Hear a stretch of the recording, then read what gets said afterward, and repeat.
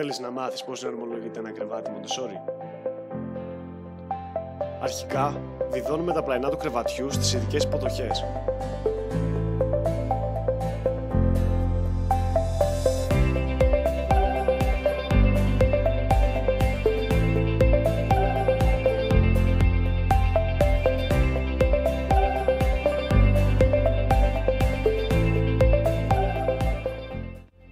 Στη συνέχεια, βιδώνουμε τα ξύλα στήριξης στο πάνω μέρος για να ολοκληρωθεί και η σκεπή του κρεβατιού μας.